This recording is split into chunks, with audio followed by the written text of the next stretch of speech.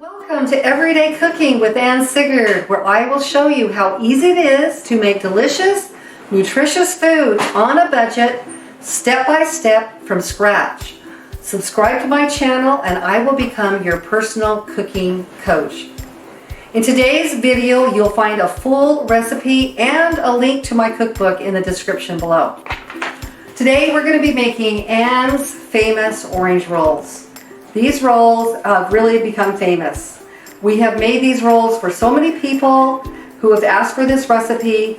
We have sold these rolls for $60 a pan. So everybody wants these rolls and they want to know how to make them. And when I try to tell them how to make it, they go, they don't turn out as good as yours. So hopefully today is the day that we're going to show you step by step how to make these orange rolls turn out just as beautiful as Ann Sigurd and my daughter. To start the recipe, I'm going to introduce all of the ingredients. We have bread flour, we have milk, I like to use whole milk, we have oranges, we have vegetable oil, sugar, yeast, and eggs, and I think that's it. That's all that we have. So I'm going to get started by, the first thing that we like to do when we start this recipe is we take just a small bowl and about 1/3 of a cup of warm water. Now this water, if you're not used to figuring out how to do yeast, if you're not familiar, needs to be at about 110 degrees. I've been making these for 30 years and I know by touch how warm the water needs to be, and it's at temperature right now. So between 110 and 115 degrees, I'm going to put 1/3 of a cup of water. I'm now going to add in to the water my yeast, and actually a little bit of sugar with the yeast will proof it just beautifully, as you'll soon find out. So I'm going to get this proofing before we get started with anything else. Sometimes it kind of sticks to the spoon, but don't worry about that. Just mix it in with the water as easily and not worry about it if it starts clumping a little bit, and it will a little bit. Okay, here, this is going to proof over here while we get started with the next step. The next step we're going to do is we are going to scald our milk. Now, I don't really understand the science about scalded milk. I mean, people have tried to explain it. Scalded milk means it's not boiling, but it just barely comes to a little boil around the edge, and we will show that to you what it looks like. But there is something about scalded milk in rolls that makes them wonderful. So I'm going to go with the science someone told me because it's worked for me for 30 years or more. So I'm going to go ahead and pour in the milk into my little saucepan. Turn on the heat, and I'm going to keep an eye on it because I want it to start coming up to a small boil. And when it's ready, I'll show you what that looks like so that you'll know when it's ready to go. While I'm waiting for this to boil, and I'm going to check on it in just a moment, we're going to add a few of the other things that we need. But first, let me tell you about these oranges. This orange, fresh orange zest, you cannot leave this out of the recipe. This is very important. This gives it that really zingy, yummy flavor. As a matter of fact, I take most oranges that I have, if I'm going to make anything out of it, and I use the zest first, so I keep it in my freezer all the time to have enough for any other recipe because I love using zesting. This is a zester. This is like my favorite tool. I use it for lemons, I use it for limes, and for oranges, and I keep as much on hand as I need to put in other dishes I like to make. So this is how I do it. Everybody has a different way, but as you can see, I've started zesting it a little bit already. You can see this is the you don't want to go below this pith right here in the orange. If you go into it, starts getting white when you do it. That means you're going into a kind of a bitter part of your orange, and you don't want to have that in your zest. So I'm going to be zesting probably a tablespoon of zest here. And I just go around and I just find a place where there's some orange peeled zest, and I just keep going around and around. Like our milk has scalded perfectly. As you can see, there's little bubbles all around the edge, but it's not a full boil. So I'm going to turn everything off the stove here. I'm going to take my milk and come over and put it into my mixing bowl. There we go. Along with that, I'm going to add my sugar, which will dissolve in the warm water, hot water. I'm going to put my oil that I've measured out already. It's a 1/2 cup. It's 1/3 of a cup of sugar, 1/2 cup of oil. And I'm also going to put in a teaspoon of salt. There we go. I'm going to stir these together so that they can be dissolved in the nice hot milk. Whoops. Okay. Meanwhile, we are not going to be adding our yeast yet, because if you added yeast into hot water, it would kill the yeast. And so that's why we need to add bread now. I mean, we need to add our bread flour into our mixture right now. Oh, by the way, before we do that, let's go ahead and put our zest in here. We want to reserve a little bit of zest because at the very end of our rolls, we're going to be making a glaze, and we're going to be having a powdered sugar glaze with orange juice and zest in that part of the recipe. So we are saving a little bit of that. Meanwhile, we've already, we're going to go ahead and do a little bit of orange juice squoze from here, probably about 2 to 3 tablespoons, and I've used up to 1/4 of a cup because I love the orange flavor. So it's up to you on your preferences, but I'm going to go ahead and pour in our orange juice as well into our milk mixture. Stir again. So we have our orange juice, our orange zest, we have our sugar, we have our milk, we have our salt, and our oil, all ready to go. And it's very warm, but that's okay. You don't have to wait for that to cool. We'll now take our 1 cup measure, and 1 cup at a time, we will be adding in our flour. Now, adding in flour could be a little tricky because you don't want to go just with the recipe of 5 cups of flour, because you have to watch the humidity. Something may be different in your home that day that makes the flour not as soluble as regularly. So you want to add just 1 cup at a time until you know that it's the right consistency. Right now you can add up to probably 2 cups at the same time into your mixture, because you know it's going to take a little bit more than that. And that's going to cause this to clump up a little bit, but guess what? That's okay too. So you have a mixture here. At this point, I'm just going to put my little finger in here to see how warm that is, to see if it's too warm still to add the yeast. Because then what happens is that the bread flour cools down the milk. So I'm going to stir this a little bit. And that's cooled down that boiling milk that we had at the beginning. The next thing we're going to do, before we add the yeast actually, is we are going to put 2 eggs in a little bowl. And we're just going to twist them and heat them up.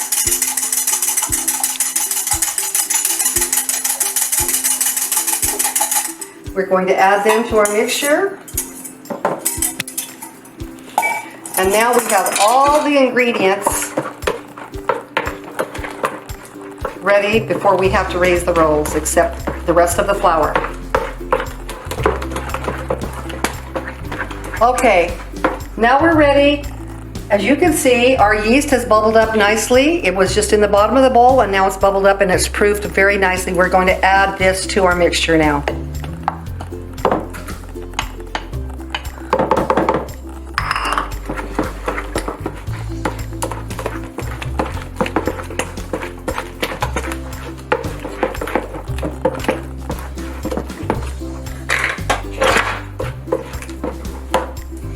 Now this is cup number 3, just so you want to keep a little bit of track so you know you don't go over what you need. We're going to add 1 cup at a time.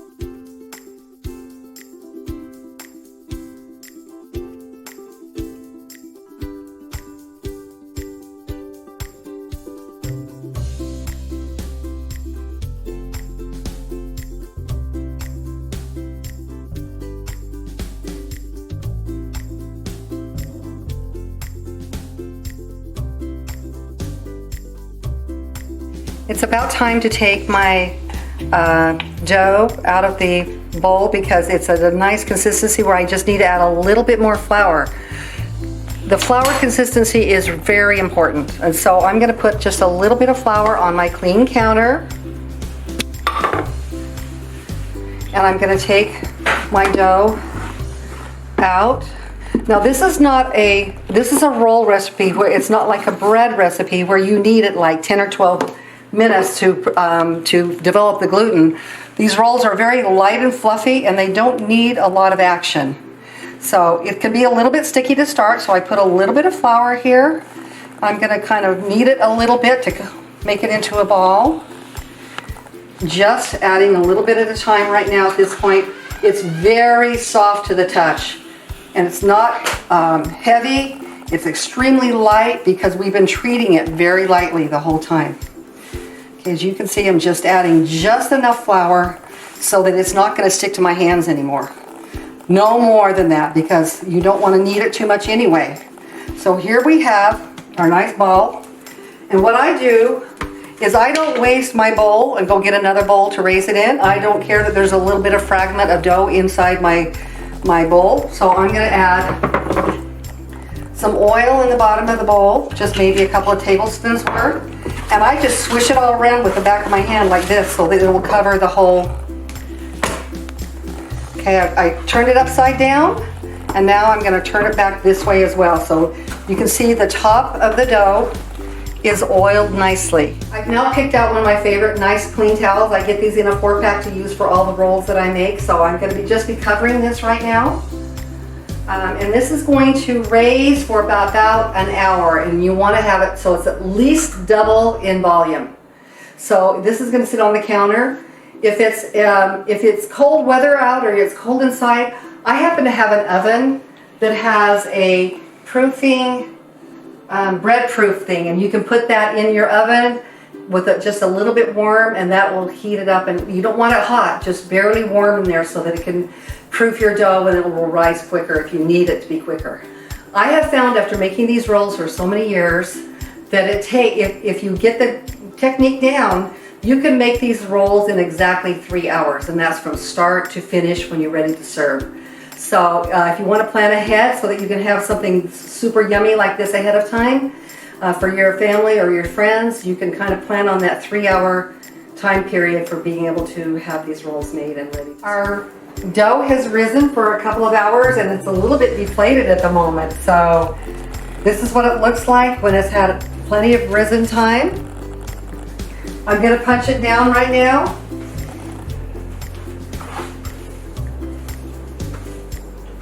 I'm going to put a little bit of flour on my pastry cloth and dump it out.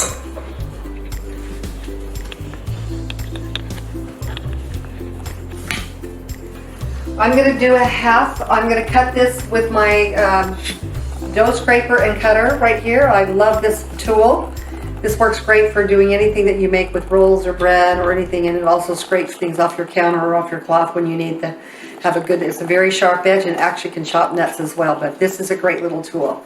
Anyway, I'm going to cut this dough in half right now and use the other half in just a moment, but I'm going to do the first half first. I'm going to put a little bit of flour on a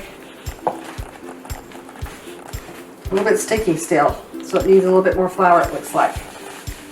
So I'm going to prepare my cloth right here to roll it out.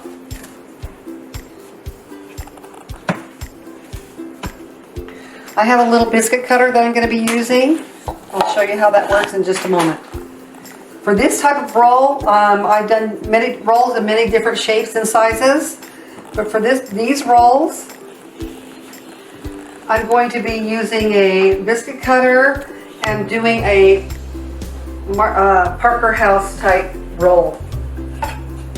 And you'll see what that looks like. Okay, if you look at the dough, you can see it has little flecks of orange zest in it. So you know it's going to be really yummy. Okay, and what I do is I start out with just cutting out my rolls with my biscuit cutter. I've only probably This is only about 1/4 of an inch thick. Some places are thicker than others. But this is going to make quite a few smaller type rolls rather than the big fluffy rolls I make with some of my other recipes. So what I'm going to do now is I'm going to show you, we have a cube of butter. I'm going to put this in the microwave.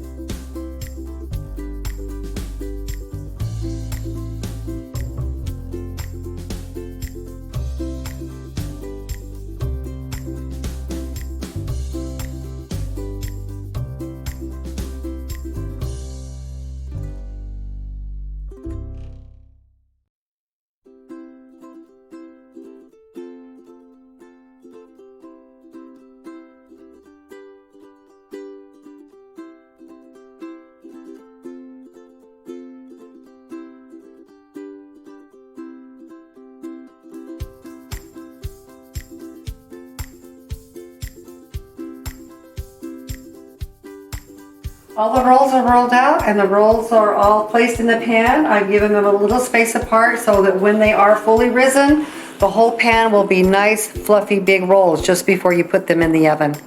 So we're going to let these raise now for about the next 40 to 45 minutes before we put them in the oven.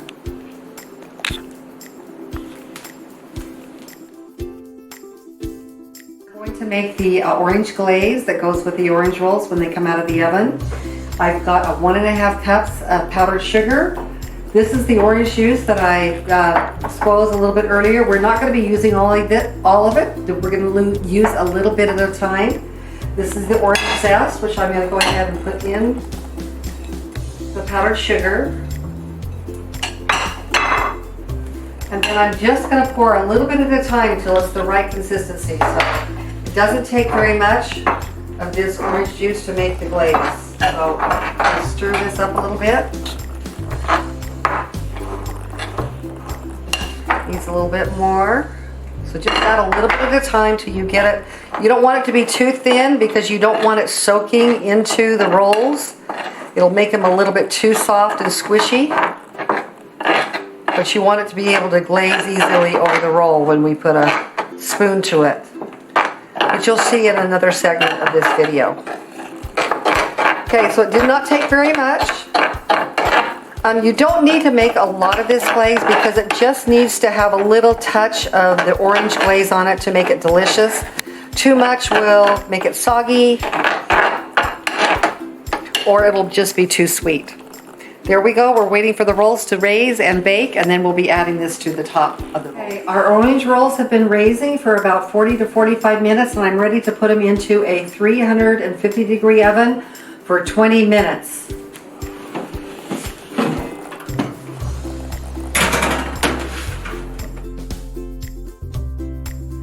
Our orange rolls have just come out of the oven baking for 20 minutes. I let them rest a few minutes because you don't want to put the glaze on when it's too hot. So we let them rest for a few minutes, and now I'm going to just use the kind of the back of the spoon and go ahead and glaze each one individually with my orange glaze that we made earlier today.